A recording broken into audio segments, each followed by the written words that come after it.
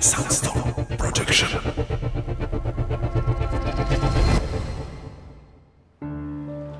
Soundstorm Production présente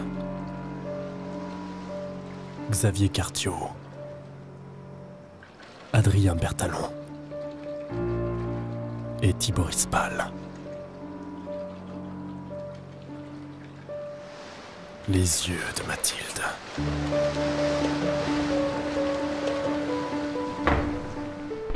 Et vous dites qu'elle est arrivée ce matin alors? Oui, on l'a découvert vers 7h40. On l'a ramené ici vers 8h20, il y a 15 minutes à peu près. Inspecteur, ça ne vous dérange pas si je jette un œil au... Bien sûr, tenez. Merci. Mathilde Tarlin, 12 ans, disparue de son domicile il y a un jour. On la retrouve ce matin à 7h43. Le corps est découvert par Madame Parsan alors qu'elle amenait son fils à l'école primaire. Ouais, traumatisant pour le gosse. Et pour la mère.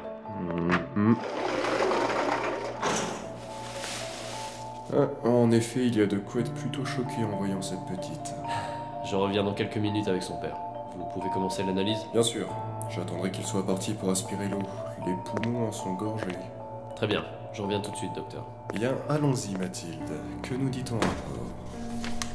Retrouvé noyé dans la piscine d'une famille vivant en banlieue, le corps flottait dans l'eau, les yeux tournés vers le fond, ne laissant que ton dos à l'air libre. Découvert par Théo Parsan, âgé de 8 ans, aux alentours de 7h25, 7h30. Madame Parsan appelle tout de suite la police qui arrive sur les lieux vers 7h40, prend quelques clichés, avant de t'extirper de l'eau. L'identification du corps se fait rapidement car la veille à 20h, tes parents annonçaient ta disparition à la police et ont lancé la vide. Et tiens, on t'a retrouvé les yeux ouverts. Pas courant pour une noyade. Alors, est-ce qu'on a des marques sur ces photos? Quelques ecchymoses. On doit pouvoir les observer directement sur ton corps maintenant. C'est triste. Pour peu que la famille Parsan ait eu une alarme sur leur piscine, tu serais sauve. Il y a quelques hématomes le long du corps, de la terre qui est restée incrustée sous les ongles, mais ses yeux, de grands yeux bleus, d'un bleu foncé et profond.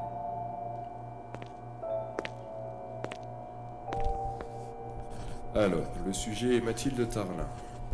Date de naissance, le 13 février 2002. Date de décès, le 10 ou 11 septembre 2014. La victime a été retrouvée dans une piscine chez un particulier aux alentours de 7h25. Nous pouvons noter la marque d'hématome sur tout le corps ainsi que 2 marques assez visibles au niveau du cou. La victime a été retrouvée les yeux ouverts, ce qui indique très clairement une mort non naturelle. Déjà de retour? C'est par ici, monsieur Tarlin. Est-ce que vous pouvez nous confirmer qu'il s'agit bien de Mathilde Tarlin? Mathilde! Mathilde!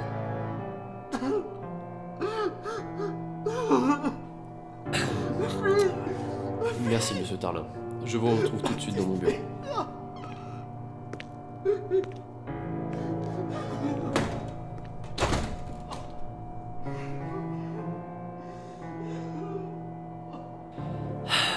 C'est la partie que je hais le plus dans mon métier. C'est pour cela que je ne fréquente que des morts. Les morts n'ont pas d'émotion, ils ne peuvent pas vous affecter. 12 ans, l'âge de mon fils. Vous avez des enfants, Frédéric? Non. Un rapide diagnostic? Retrouvez les yeux grands ouverts, des marques sur les jambes et les bras, 2 gros ecchymoses au niveau du cou, la terre sous les ongles que je retirais tout à l'heure pour l'analyse. Cette petite a été assassinée, Jonas. Quel genre de malade peut faire ça? S'en prendre à une gosse, merde. Un malade. Concernant l'heure de la mort, ça demande une analyse un peu plus approfondie. Je pense qu'elle a été tuée entre 23h et 1h. À cause de sa peau? Elle a un léger aspect de macération. Un début de moisissure dans les zones buccales et nasales, turgescence au niveau des poumons. On l'a maintenue sous l'eau jusqu'à ce qu'elle se noie. Le salopard. Vous avez trouvé quelque chose? Des empreintes, autre chose? Hélas, rien du tout. Cette enflure est douée. Un lien avec les autres victimes retrouvées les dernières semaines? On n'en sait rien. Les victimes sont différentes en tout point. Âge, sexe, religion, situation sociale. On n'a trouvé aucun lien qui les relie. C'est juste un sadique. Sans aucun doute. Dites-moi, vous connaissez la théorie de la persistance rétinienne? Non, allez-y. Ses yeux. Il s'agit plus d'un mythe que d'une théorie scientifique. Lorsque vous regardez une image pendant plus de 30 secondes et que vous fixez un mur blanc, vous verrez apparaître un court instant cette même image en négatif, n'est-ce pas? Oui, continuez. En réalité, c'est une image rémanente. Elle s'imprime dans votre rétine l'espace d'un 25e de seconde, ce qui explique que vous voyez cette image une fois que vous regardez autre chose. Votre cortex visuel mémorise cette image lui aussi. Mais quand vous mourrez, un nouveau phénomène s'installe. Vous devenez statique, vous ne bougez plus, vous ne respirez plus, vous ne voyez plus. Ce qui inclut le fait que vous gardez cette dernière image imprimée au fond de votre rétine. Que la dernière vision que vous ayez eue sur Terre soit celle qui s'inscrit en vous pour l'éternité. Bien évidemment, ce n'est qu'un mythe. L'œil humain est d'une complexité fabuleuse, mais si un jour il existait un moyen de voir cette dernière image, je vous parie que nous pourrions voir le visage de notre assassin. Ce serait trop facile. Et trop tard. On ne devrait pas attendre que les assassins tuent pour les coffrer. Ce qu'il faudrait, ce serait un moyen de les attraper avant qu'ils commettent l'irréparable. Un jour, qui sait, nous vivrons dans ce monde de science-fiction. Bien, je vous laisse œuvrer, Frédéric. Je dois prendre la déposition du père. Bien entendu. Et si vous pouviez le rendre tel quel... Sans aucun problème. Très bien, merci. J'attends votre rapport d'autopsie ce soir. À ce soir, inspecteur Brockhart. Bien, allons-y, Mathilde. Tu es prête?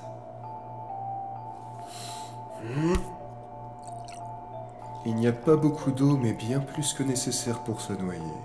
Tu savais qu'il ne fallait qu'une cuillère à café d'eau pour se noyer, Mathilde?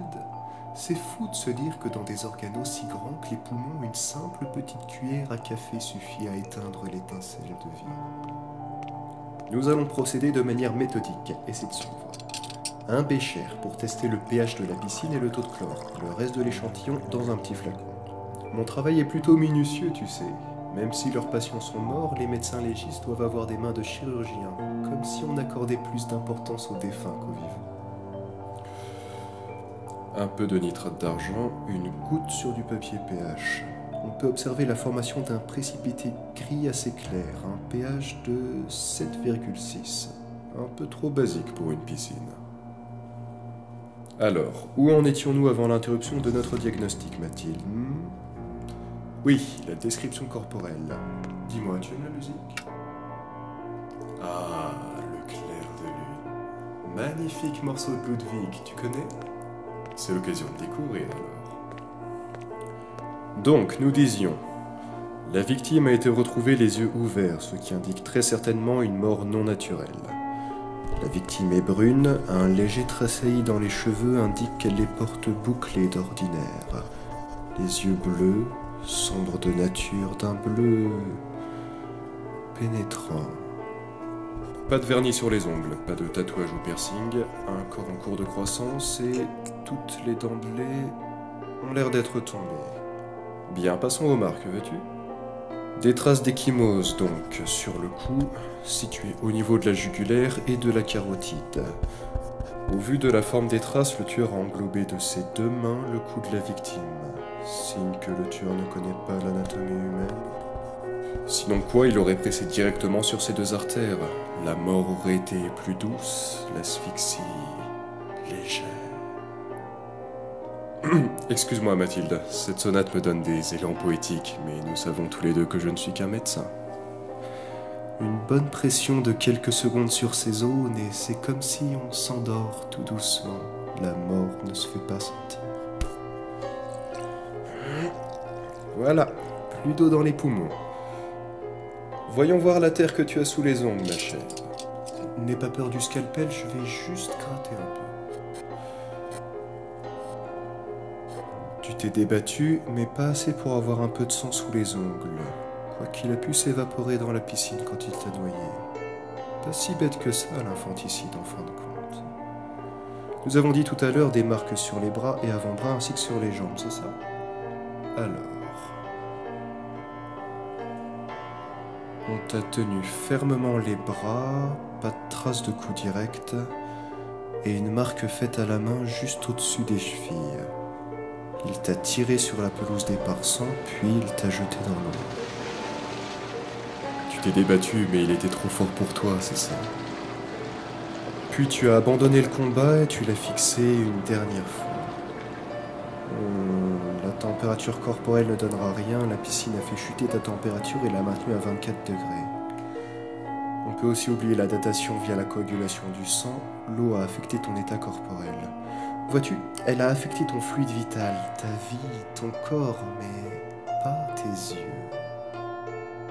Tes grands yeux, détenteurs de vérité, geôlier de ton meurtrier et gardien du mystère. Et quel mystère!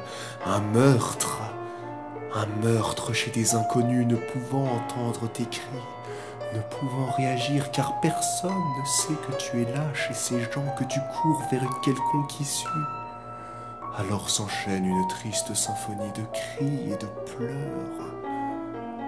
Débute ainsi le malheur, débute ainsi le chagrin auprès de la famille Tarlin, et c'est finalement au clair de lune que ta vie te quittera. Comme si Beethoven savait, comme si Ludwig te connaissait et avait prédit ce qui arriverait.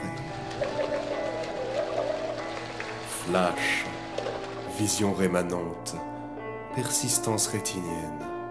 Nous en revenons toujours au mythe, n'est-ce pas? Ses mains n'ont pas appuyé sur les artères car il sait qu'il s'agit d'un point faible. Il sait qu'il se trahira s'il te maintient par là. Il ne frappe pas, il n'en a pas besoin. Il te tient, te traîne, il t'attire dans ce cauchemar aquatique, cet enfer des eaux. Il ne fait que te tenir, mais tu t'accroches à la vie, tu t'accroches à la terre, sauf que Gaïa n'est pas de cet avis.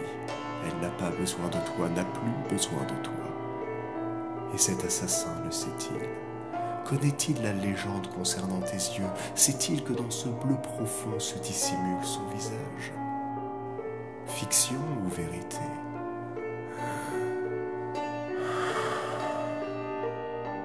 J'aime reconstruire les scènes telles que je les vois, mais ton point de vue est tout autre, ton point de vue est figé, Mathilde. Et toi, sais-tu qui il était? Connaissais-tu son visage avant qu'il ne viole ton regard, avant qu'il n'occupe une partie de toi? Bien sûr que non, vous ne vous êtes jamais croisés auparavant, il se souviendrait de ce regard, de tes magnifiques lobes oculaires. Et il ne répond qu'à ses pulsions, ses envies, ses curiosités. Et Dieu sait que je suis curieux. Le clair de lune.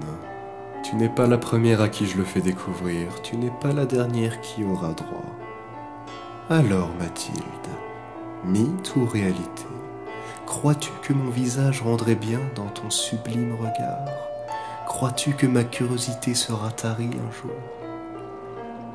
Laisse-moi clore tes paupières, Mathilde, une dernière fois.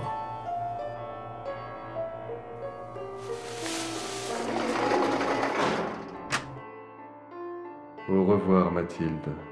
Peut-être apparaîtrai-je dans un autre regard, encore.